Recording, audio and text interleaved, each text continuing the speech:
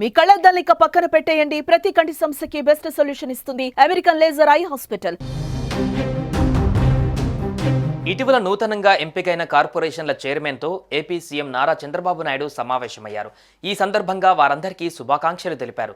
Nominated పదవులు పొందిన వారితో ఏపీ సచివాలయంలో ఆయన సమీక్ష సమావేశం నిర్వహించారు. ఎన్డీఏ ప్రభుత్వంలో పదవిని అహంకారంగా భావించకుండా బాధ్యతతో మెలగాలని వారికి సూచించారు.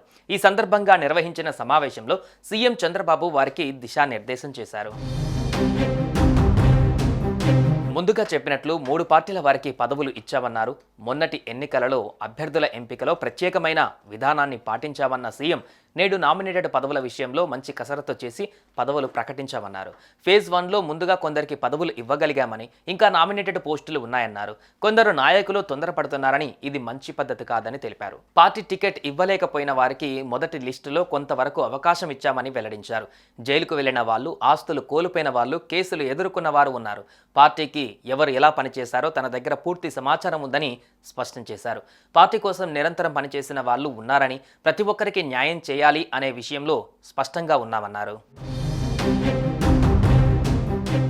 నేతలకే కాదని ట్రాక్ రికార్డుల ఆధారంగా చిన్న స్థాయి నేతలకు కూడా కార్పొరేషన్లలో అవకాశాలు ఇచ్చామన్నారు సీఎం చంద్రబాబు.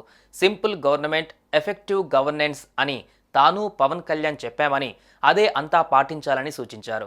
15 రోజులలో వరద సాయం అందించామని, మళ్లీ బాధితులను నిలబెట్టే ప్రయత్నం చేశామన్నారు.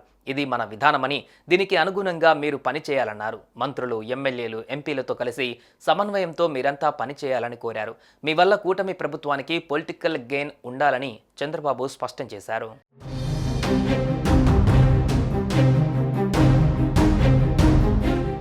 సుమన్ టీవీలో మీ పర్సనల్ అండ్ బిజినెస్ ప్రమోషన్స్ కోసం కింది నెంబర్కి కాంటాక్ట్ చేయండి.